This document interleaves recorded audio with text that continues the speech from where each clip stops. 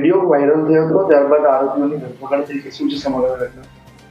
ગઈકાલ તારીખ 19 જુલાઈના રાત્રે 10 વાગ્યા આસપાસના સમયે પાંડેસરા પિયુષ પોઈન્ટ નજીક જે મેરેજ હોલ છે ત્યાં એક જાન આવી હતી.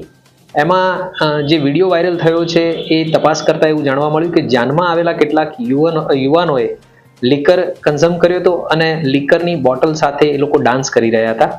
આ બાબતે જેવી જાણકારી મળી એવી તાત્કાલિક ધોરણે જે પીઆઈ ઉધના છે એમને સૂચના આપવામાં આવી અને ડી સ્ટાફને એક્ટિવ કરી હ્યુમન રિસોર્સિસ અને ખાનગી બાતમીદારો મારફતે તપાસ કરવામાં આવી અને ત્યારે આ ઘટના બાબતે વાસ્તવિકતા સામે આવી. એટલે તાત્કાલિક ધોરણે જે યુવાનો આમાં સંડોવાયેલા હતા એ 8 યુવાનોને હાલે ડિટેન કરી લેવામાં આવ્યા છે.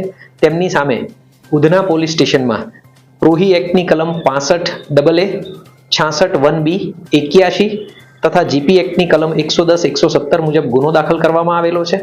આ જે 8 આરોપીઓ છે એ અમિત સૂરજ ગુપ્તા, જયેશ દીપક મહાર, અંકિત પ્રજાપતિ, લવકુમાર જગદીશ સિંહ, રાહુલ શત્રુઘ્ન ગુપ્તા, આદિત્ય પ્રદીપ ગુપ્તા, પવન રાકેશ તિવારી અને વિજય રામજીવન, આ તમામ 8 જે આરોપીઓ છે એમને હાલે ડિટેન કરી અને આગળ કાયદેસરની કાર્યવાહી ચાલુમાં છે.